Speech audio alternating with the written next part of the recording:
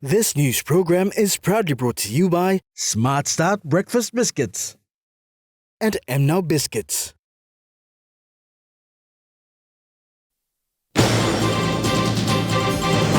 CLRC commissioners give insights into maternity laws in the country. Gumini District launches 5-year development plan. And workshop to validate National Agriculture Sector Plan 2024 to 2033.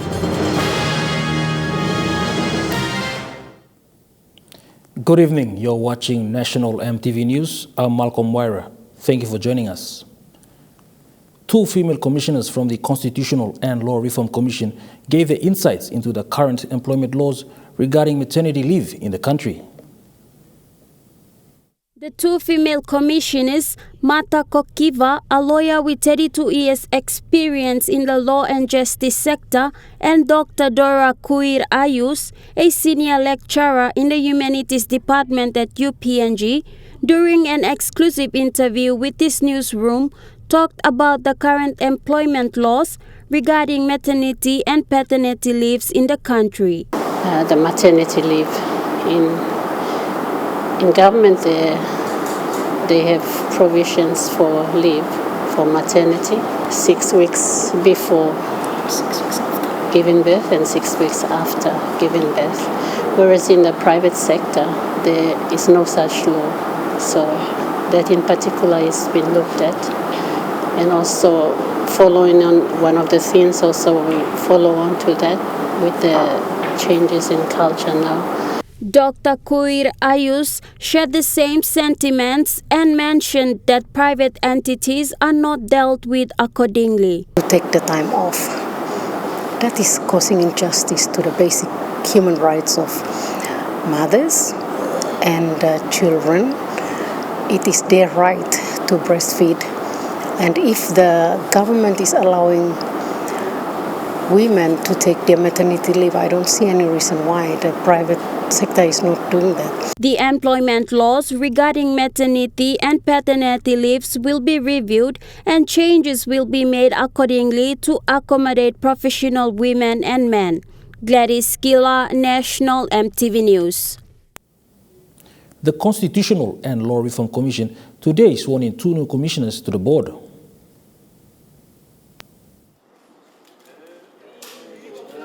The 2 new commissioners are Johnson Wapunai, member for Ambunti Drekikia Open, and Sam Kaipu, the Executive Dean of the School of Law at the University of Papua New Guinea. Both candidates bring to the Board of Commissioners an array of professional experience and aptitude. Chairman of CLRC, Saki Soloma, and member for Okapa Open, welcomed the 2 new commissioners, as well Freddie Kumai, member for Talasia, who couldn't make it today. Congratulations for coming back for the second term, and I welcome you as the new commissioner, Constitutional Law Reform Commission. And Mr. Sam Kaipu, I thank God, and I thank the government, and I thank you also. You are an institutional memory. You served with Constitutional Law Reform Commission. Now, back then, it's probably Constitutional Planning Law Reform Commission. In giving his inaugural speech as a new commissioner member of CLRC, Johnson Wapunai thanked the commission for its support and trust in his abilities for this role. In terms of the commission, must really look and redo everything, then we will go nowhere. So I want to leave it here. This is our job. We want technical advice. Let's put together, let's look at what's necessary for the country and make it happen for the country. Thank you. Sam Kaipu, the Dean of Law at the University of PNG, also supported his fellow commissioner appointee in their new roles. The 3 new commissioners bring to the CLRC a wealth of knowledge in their respective fields, as well as a balance in experience in their respective fields. Gladys Skilla, National EMTV News. The Department of Agriculture and Livestock in collaboration with the National Research Institute, held a validation workshop in Port Moresby for the National Agriculture Sector Plan 2024 to 2033. Minister for Agriculture Aya Tambua says regional consultations have been conducted in all 4 regions prior to that. This is to ensure that the plan reflects the need and aspirations of all stakeholders involved.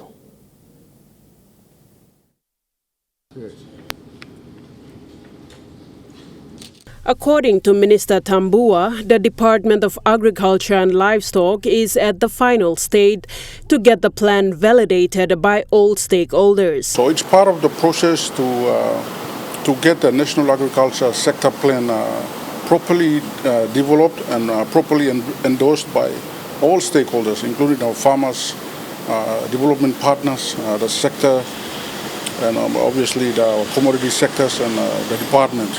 Minister Tambua reiterated that the formulation of this plan now sets a stage for the agriculture sector in the country and elaborated on the importance of having the plan. That's where this plan is very important. The agriculture sector plan is very important for us to get the roadmap done so that our local farmers know where they are going to go, where the government plan is. Then how does the government expect to tackle the challenge that we are facing? We are facing a decline in our export sector, increase in all the other agricultural products. So how is the government going to address all this issue? That's what we are trying to establish. We are trying to put a roadmap now so that the people of Papua New Guinea can know where we are going in terms of agriculture. Minister Tambua alluded that the medium-term development plan by the government in place for the next 5 years stands at about 1.3 billion kina in agriculture and highlighted that the plan is aligned with the medium-term development plan. So that our National Agriculture Sector Plan is aligned with MTD 4.3. So if you really look at it, that's about 600 million per year for agriculture alone. For the next 5 years. So we want to make sure that money, funding that comes to agriculture, there's a clear plan, a clear pathway to be executed into the Papua New Guinea. The minister further added that the plan will be guided by a clear policy and protected by a legislation. That plan must also be protected by a legislation. So we are also doing the policy and we are doing a legislation to protect that funding so that funding goes straight to the people. And it's not misused in Waigani or it's not misused along the way. We want to make sure that the National Agriculture Sector Plan is guided by a clear policy and then it's protected by a clear legislation so the people benefit from the funding that is going through. Sharon Engnui, National EMTV News. In an effort to ensure district funds are well utilized, Gumini District yesterday witnessed the launching of its 5-year development plan for 2023 to 2027.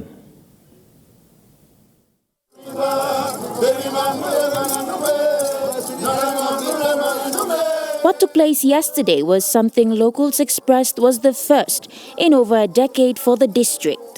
The launch of the Gumini District 5-year development plan. And we're better to initiate this launch than in the peak of the district, the Gumini Station in Kundiawa, capital of Simbu Province.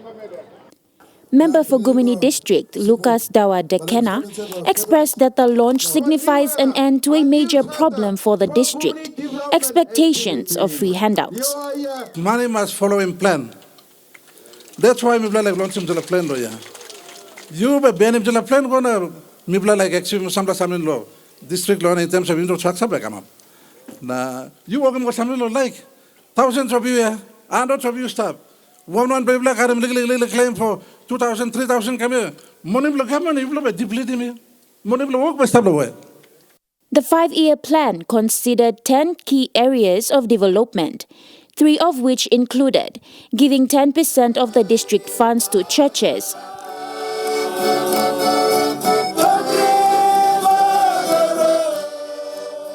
rollout of NID registrations for Gumini, and restoration of the Gumini District Administration. In attendance to receive the plans was Prime Minister James Marape, who commended Kena for the initiative. This will work, plan Blong Gumini, you will gonna work Bung one time by Karam Kai Kai. To further support the district's development aspirations, Prime Minister Marape announced 5 million kina assistance to Gumini towards the rollout of electricity to the district. Thank you, Thomas. The Honorable Lucas Dawa, lo starting work blue you, mi blakaram lo 5 million kina come inside, lo give him support lo plan blue you, lo kerabina make it work.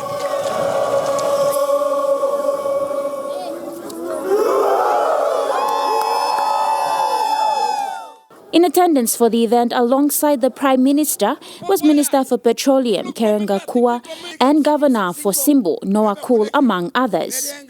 Natasha Ovoy, National EMTV News, Kundiawa. Gumini District is under the Intensive Care Unit, or ICU, in terms of infrastructure development. This was expressed by Lucas Dekena, the member for Gumini District. With an incomplete district administration headquarter, deteriorating or lack of public services infrastructure, no running water or power and poor mobile coverage, Mr. Dekena said Gumini is not okay. You can look him, Honorable Prime Minister, the colleague members, two ministers, all district staff, all community, all clean them up because you will come out of them. All clean them up, you look at them. Otherwise, everything will run down. A believer that road connection is connection to great opportunities. He also alluded on the state of the district roads. One seal road and back up. And the cost him more maintain him than walk him nubla. The last on the members' list of things of Gumini's concern is people's mindset, of which he said one can always work on as an individual to change for the better of the district. You must have me kiss him headache now compared to 2007 to 2012 because those times we talk about months about him. Now you blow man, you make a big problem one time had. The MP said that people should do away with the mentality to always receive free handouts. He elaborated that those in power like himself are also to blame for Gumini's standstill in development, as better choices could have been done in the recent years to change today's outcomes. Dekena expressed that with the launch of the Gumini's 5-year district plan, he hopes both the people, concerned authorities and himself as a leader can work better to improve the state of Gumini. Natasha Ovoy, National EMTV News, Kundiawa. Magarima district in the Hela province is paving its way to becoming another business hub for the province. The electorate will see 2 new multi-million kina high impact projects constructed in the next 3 years. The official execution of the contract took place yesterday at the Government House in Konedobu by the Governor General, Sir Bob Dadai, on behalf of the state for the construction of the Magarima District Court Complex and the Magarima Plaza in Magarima Town. This is to make the dream become a reality. The projects are valued at 39 million kina and are the initiative of Magarima District Development Authority under the leadership of the member for Magarima and Minister for Bougainville Affairs, Manasseh Magiba, as part of the district plans to develop Magarima Station into the new district headquarters and township for the electorate. The contracts were approved and awarded by the National Executive Council to Olympus Projects PNG Limited, a Papua New Guinean-owned building construction, engineering and design specialist. The Magarima Plaza, valued at 27 million kina, will be a modern contemporary 3-level mixed-use complex that will house critical government and state agency offices, as well as business and community shop space. Minister Magiba says the social and economic impact the Magarima Plaza will have, not only in Magarima District and Hela, but also Kandep in Enga, Mendi and Nipa in Southern Highlands Province. The Magarima DDA, in recognizing the urgent need for the operation of proper and functioning judicial service in the district, also initiated the construction of the Magarima District Court Complex, valued at 12 million kina as part of its plans for the district. The court complex will accommodate the PNG judicial services in the district and will include the National Court Circuit and include 3 courtrooms, a court registry, a judge and magistrate chamber, a library and archives, meet rooms, a holding cell, and other court-related facilities. Minister Magiba says the court complex will ensure that there is a permanent magistrate for the district to help combat the ongoing law and order issues in the district and province. The 2 projects, which are expected to be completed by 2025. Esther Gane, National EMTV News. National EMTV News continues after the break with more stories. Stay with us.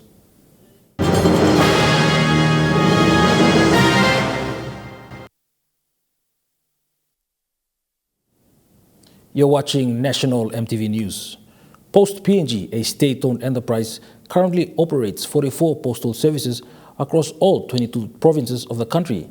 It plays a vital role in connecting communities and delivering essential postal services to citizens, businesses, and government services as it transforms into a logistics business.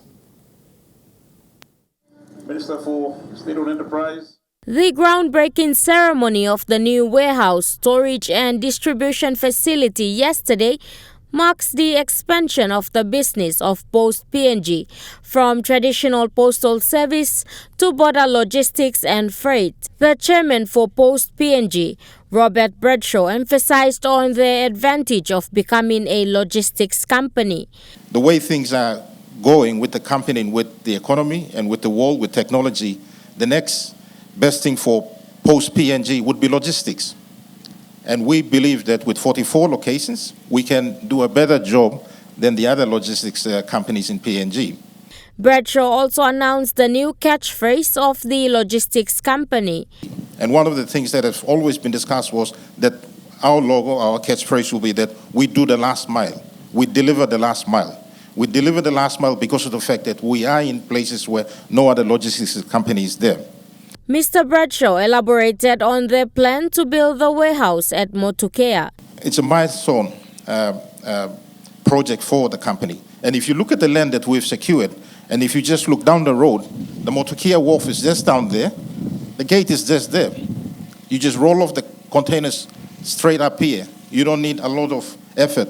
Post PNG CEO Justin Warinu, who was part of the plan of the transformation of Post PNG, gave his speech with acknowledgement. And this occasion is one of the implementation of the recommendations that it was studied, that was carried for Post PNG.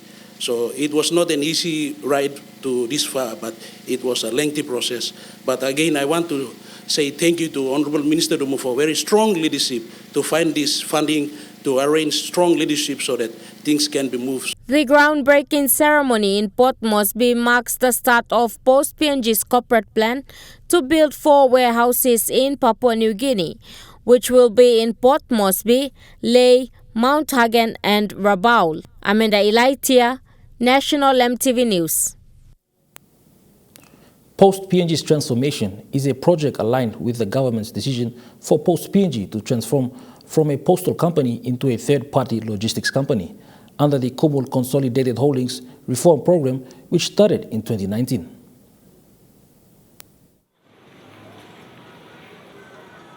Post PNG, a declining state-owned enterprise in PNG, has gone into its first milestone in its journey towards a modernized postal and logistics network with the support of Kumul Consolidated Holdings. During the groundbreaking ceremony of the new warehouse yesterday at Motukea, the managing director for KCH, Professor David Kavanamur, said KCH will continue to support PPNG. The shareholder is actually proud to have supported this project with a funding of 20 million, both for the land and for the construction of the warehouse. And so we are happy to support and work closely with Post PNG. Following the transformation of PPNG, Minister for State-Owned Enterprises William Duma encouraged Post PNG to partner with other SOEs. Opportunities out there which I can see. We've got the new upcoming gold project, Wafi Gold Pool. they, of course, will need logistics services. We've got the program mine, which is going to be reopened. And in case most of you don't know, Wafi Golpu, one of the biggest shareholders, will be Kumul Mineral Holdings Limited, which is also an SOE. CEO of PPNG Justin Warinu, on behalf of all the employees of PPNG across the country, acknowledged their supporting partners. On behalf of 436 employees around the country, 44 post offices in all 22 provinces, I just want to represent everyone as the head of the organization. I acknowledge and appreciate KCH for a very strong leadership, Minister Duma, Professor Kavanamur, and the line management, executive management. Amanda Ilaitia, National MTV News. BSP Financial Group takes the aspect of community at heart and is pleased to be supporting nurses across PNG to bridge the gap between rural and urban nursing practices through a nursing symposium scheduled for this month. BSP Life PNG Limited Country Manager Nielsen Singh has announced the support of 15,000 kina for the second Port Moresby General Hospital organized clinical nursing symposium. Through this support, the bank strongly believes it will significantly improve nursing practices and lead to saving more lives through the knowledge shared amongst nurses at this symposium. The Port Moresby General Hospital, or PMGH Second Clinical Nursing Symposium, would see close to 400 nurses around the country meet in Port Moresby from 26th to 28th September 2023. BSP Group Chief Financial Officer Ronesh Dale said the nurses at PMGH and their patients at the maternity ward were recipients of their community project last year, where they refurbished 2 ablution blocks. Chairperson of PMGH's Clinical Nursing Symposium Organizing Committee, Malinda Dairo, said the donation will help improve their nursing practice per their theme.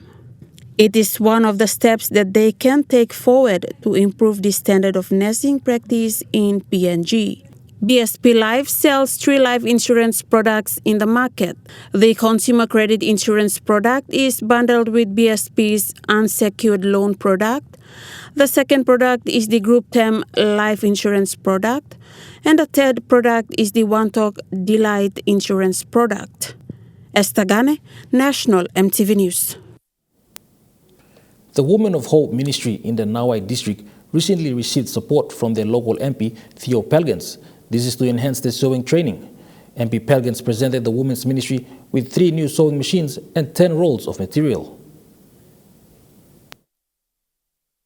The purpose of this support will allow women members of the ministry to undergo sewing training to upskill and enhance their ability so they can tap into SME to sustain church activities and their families. MP Pelgent said his district is keen to enrich the livelihood of its people under his administration. He said under his leadership, their target is to invest into the lives of people right at the grassroots level. Nawai District Church Representative Rebecca Michael appealed to the Women Ministry to take care of the resources.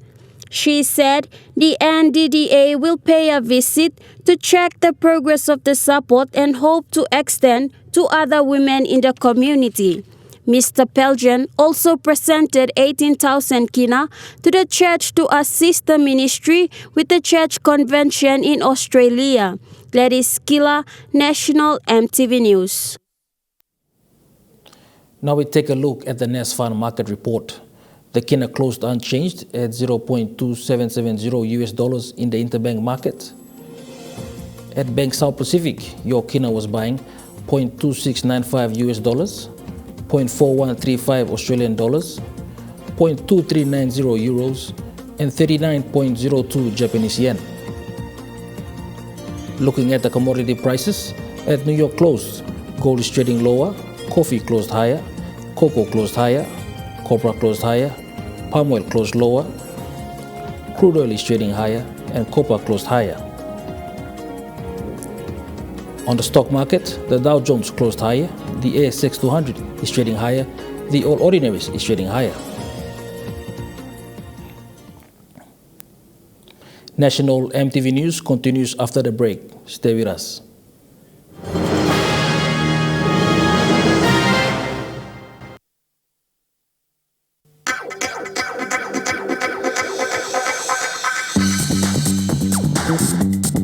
Trukai Sports.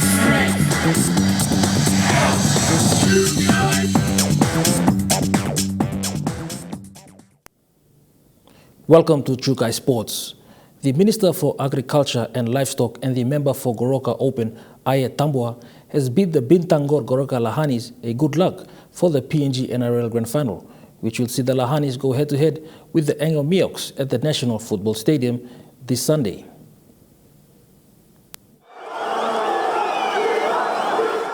As the nation looks forward to the PNG Rugby League Grand Final, which will see Goroka Lahanis and Enga Miocs go head-to-head for the championships, member for Goroka and Minister for Agriculture, Aya Tambua, bid good luck to the Goroka Lahanis team. Boys of Lahanis, I wish them good luck.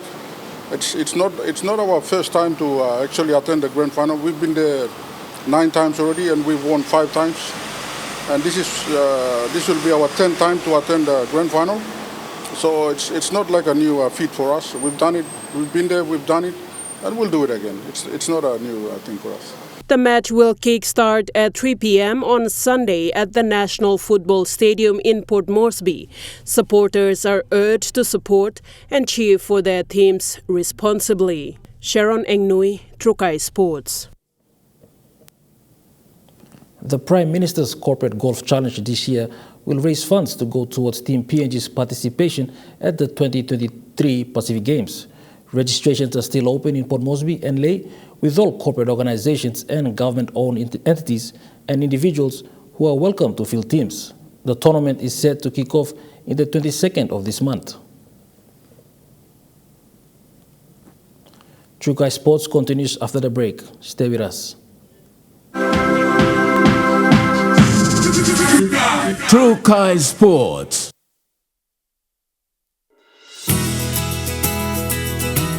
This weather update is proudly brought to you by MoniPlus, with you always.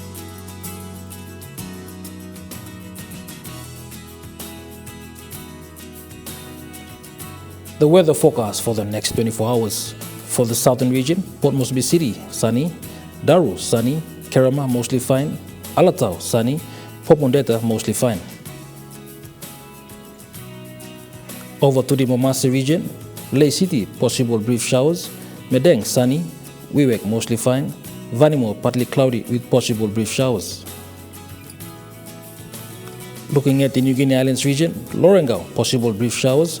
Keving, partly cloudy with possible brief showers. Kokopon Rabaul, windy with possible brief showers. Kimbe, sunny and windy at times.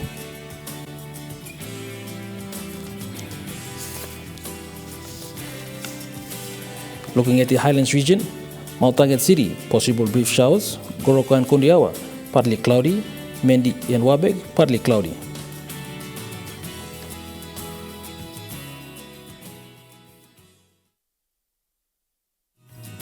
The weather update was proudly brought to you by MoniPlus, with you always. And that wraps up the news, sports and weather for Friday, the 1st of September 2023. From all of us here, pleasant viewing. Bye for now.